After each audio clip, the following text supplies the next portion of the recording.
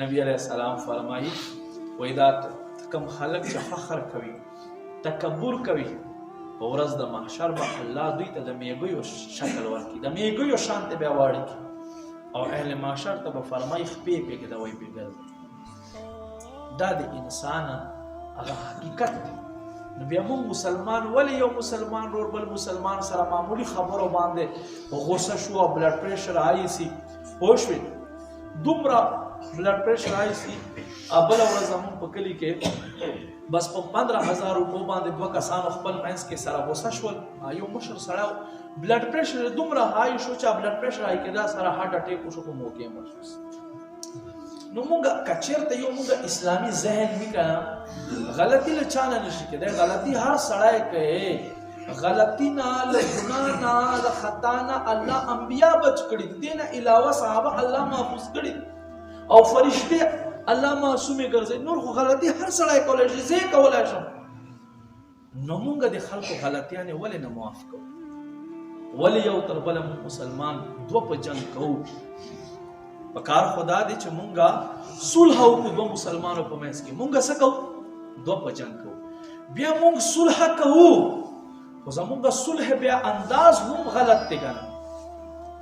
ګناهکار دې پر صلح کول څنګه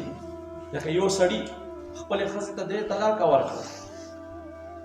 اوس طلاق کمنس کې صلح ورکړي چې نه دا خو له غصې نه تا نه دا کار شوی دی ته صاحبه نه یې پوه شوی زه بس خیر دې صلح وکړي خپله ښځه او خاوند یې سره داسې صلح کول حرام دا صلح به نه یا د دوه کسانو ته داسې صلح کوي چې یو په بل باندې روپۍ دي او ورته وایي چې دی به تا ته دومره ټایم کې درکوي او که دومره ټایم کې تا در نه کړي نو دومره به اضافي ورپسې درکوي نو دا صلح کول حرام دي ځکه چې ته خو دا سود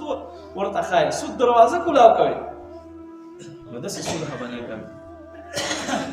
داسې صلح به بیا نه کوي. نو صلح کې به هم مونږ ګورو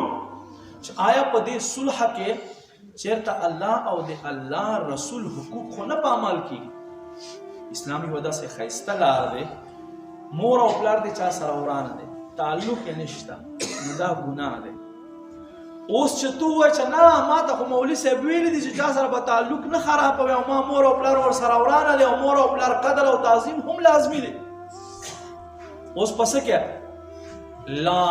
طاعت فی معصیت الله الخالق چیرته چې د الله نافرمانی کیږي هلته به د مخلوق بیا تابعداري نه کوي که پلار دي وي که مور.